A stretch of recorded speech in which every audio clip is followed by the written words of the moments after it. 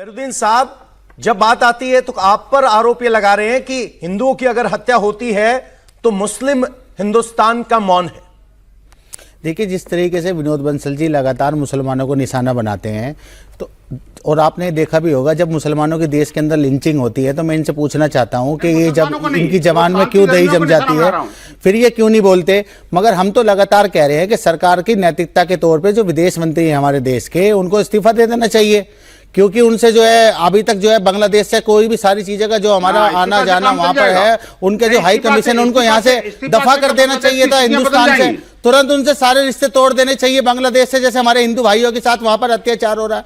हम लगातार कंडेम करते हैं इन सब चीजों को। मैं आपके बीच में नहीं बोल रहा, में क्या कर रही है बंसल साहब, एक बार सुन लीजिए, फिर आपके पास आऊंगा मैं। कह क्या रही है, तंजीमें कर क्या रही है, वो बता रहे हैं। बोलिए बोलिए। देश के जितने भी आज देश के मुसलमान हैं, सब इस बात से परेशान है कि जो भी घटना बांग्लादेश में हो रही है वो कंडेम करते हैं उसको, सब लोग उसके हम साथ नहीं खड़े उनके।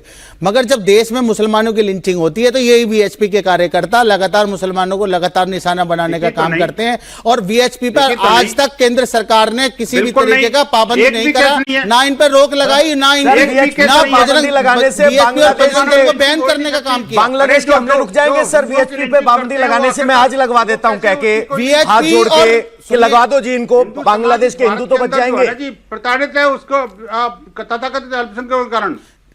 आप वीएचपी के प्रवक्ता हैं, आप वीएचपी के नेता हैं, आपको धरना प्रदर्शन करना चाहिए, सरकार पे मोदी जी के घर पर करना चाहिए।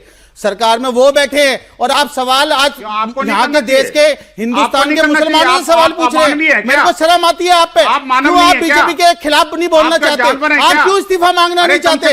क्यों सारे रिश्ते तोड़ना नहीं चाहते? क्यों शेख हसीना को यहाँ के देश से बाहर भगाने का काम नहीं करती भारत सरकार हमारी? तो ये सवाल अगर इनसे पूछेंगे तो ये लगातार मुसलमानों को निशाना बनाने का काम पैगंबर के नाम पर चल रहा है आपके बात।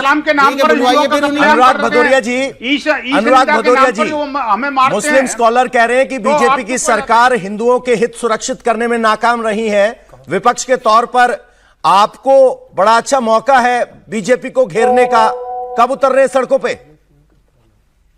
अब सवाल है, देखिए, मौका है, बड़ा अच्छा मौका है, ये शब्द ठीक नहीं है। जब आपने बीजेपी से सवाल पूछा था तो विपक्ष से भी उसी समय पूछ लेते तो हम उसको जवाब अच्छी तरह से देते। सवाल है कि सरकार देश में भारतीय जनता पार्टी की है, और भारतीय जनता पार्टी से आज से नहीं, जब से दीपू दास की मौत हुई है, हम सरकार को बार बार कह रहे हैं कि सरकार आपकी लाल आंखें कहां हैं? सरकार अब बांग्लादेश को सबक क्यों नहीं सिखा रहे हैं? लेकिन सरकार देखो अपनी नाकामी छुपाने के लिए पश्चिम बंगाल की बात करेगी, लेकिन बांग्लादेश में हिंदुओं के ऊपर अत्याचार हो रहा है इस पे सवाल नहीं करेगी। अरे सरकार को उठाना है, सवाल तो बार बार पूछा जा रहा है कि सरकार की जिम्मेदारी बनती है कि सरकार इस जो इतनी बड़ी हिंदुओं पे, माइनॉरिटी पे अत्याचार हो रहा है, सरकार क्या करी बताइए ना। डिप्लोमेट से बुला के बात कर ली, हमने ये कर लिया, अब विपक्ष सड़क पे क्यों नहीं उतर रहा है, विपक्ष सड़क पे क्यों नहीं आ रहा है? ये सवाल है क्या? सवाल यह है कि सरकार क्या कर रही है। सरकार तो भारतीय जनता पार्टी की इस देश में है ना, सरकार के साथ हम खड़े हैं ना कि सरकार आगे बढ़े। हम सरकार के साथ हैं कि वहां हिंदुओं पे, माइनॉरिटी पे अत्याचार क्यों हो रहा है। कमाल की बात कर रहे हैं। क्या क्या कदम उठाने चाहिए, वो कदम बता दीजिए सर, थोड़ा मार्गदर्शन कर दीजिए विपक्ष की भूमिका के तहत। विपक्ष तो क्या उम्मीद है आपको? याद होगा पहलगाम, सुनिए मेरी बात सुनिए, जब पहलगाम में पाकिस्तान ने आतंकवादी घटना जब की, हमने कहा आप आगे बढ़ो, हम आपके साथ खड़े हैं। सरकार के साथ पूरा विपक्ष पूरी तरह से खड़ा था, लेकिन सरकार को क्या होता है, जिम्मेदारी विपक्ष पे डालना चाहते हैं।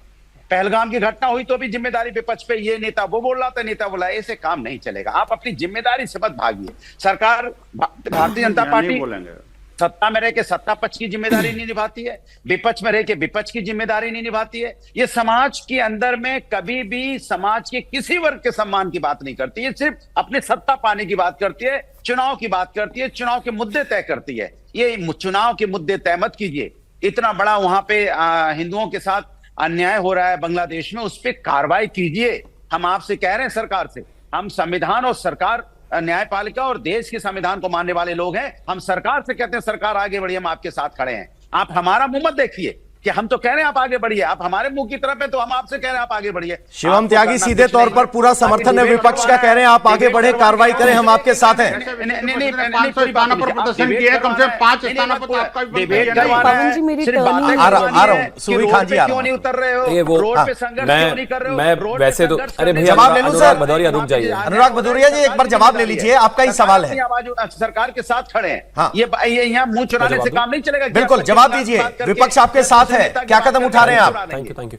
मैं एक चीज कहना चाहता हूं अनुराग भदौरिया को कि झूठों ने झूठों को कहा है सच बोलो, और सरकारी ऐलान हुआ है सच बोलो, और घर के अंदर झूठों की एक मंडी है और दरवाजे पर लिखा हुआ है सच बोलो। ये जो समाजवादी पार्टी के माउथपीस बैठे हुए हैं ये इतने झूठे हैं जिसकी कोई हद नहीं है।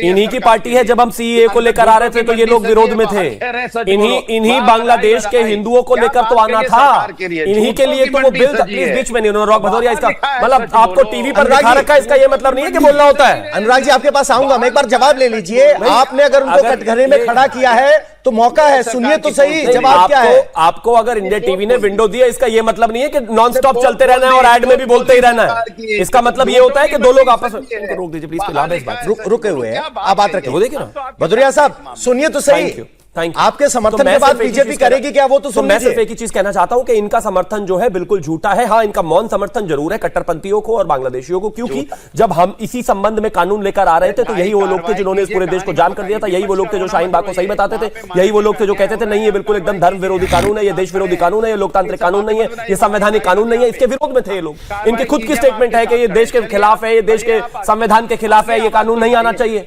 अल्टीमेटली आज कह रहे हैं कि नहीं हम भी समर्थन में हैं। ये हिपोक्रेसी नहीं चलेगी भाई।